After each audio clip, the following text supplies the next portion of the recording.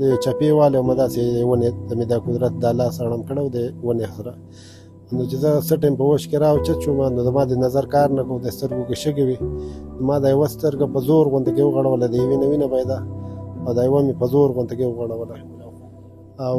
د هغې نه پس چې بیا چې کوم دی نو زه بیا پاڅېدم په بدن باندې مې څه نه و کپړې هېڅ هم نه و 28 مړي زموږ خپل کور پیم دی چې کوم هغه شي دي دا وخت زما سره هغه ځوان موجود دی کومه چې دغه سیلاب وړی و تقریبا دغه اوبو د ځان سره خو هغه د اوبو نه وتی دی دغه به راته خپل داستان وایي بیا په دغه کور کې چې واده و هغه ورځ باندې دا ځوان د ملیشیا نه را روان و ځوان به راته خپل رودات بیانوي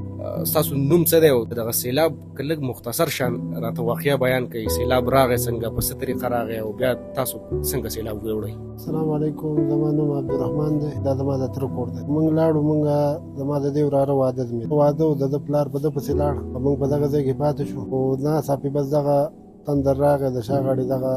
سیلاب راغی په موږ کور کې چې څومره کسانو 28 مړي زموږ خپل کور پیم دی چې کوم هغه شي دي خو تقریبا موږ دغه تقریبا یو 3-4 تنه بچ شوي یو باقي زما د تره زامن چې کوم وو د هغې کې یو تره زوی ښه نشته هغه هم په دغې مړو کې دغه شوی دی دا 15 وروڼه پاتې شوي دي دا مې وراره دی د ده واده و د ده دپاره تیاری ښه کوو بس د الله طرفه ورغلې ده د هغې الله به کړي او د چا ته څه ویلی نه شو تاسو راته لږ شان ځان معرفي کوئ د کوم ځای نه راتلئ فلایټ هم په کوم ځای باندې کوم ایرپورټ باندې ګوښ شوئ او چې راورسېدئ بیا څنګه دغه واقعې نه خبر شوئ تاسو او خلک وایي چې ستاسو فلایټ هم لیټ شوی کور ته لیټ تاسو بیا رارسېدئ دغې واقعې نه حالانکې دغه واقعې ته به تاسو رارسېدئ خو ستاسو فلایټ لیټ شو زما نوم دی نور محمد و زه ملیشیا کې وم زیارت په ورځ زما فلایټ کینسل شو د ورځې شپې ته وختېدم د جمعې په ورځ باندې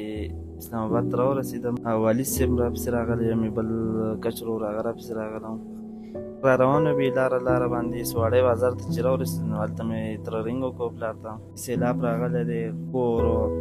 ماشومان یې زنانه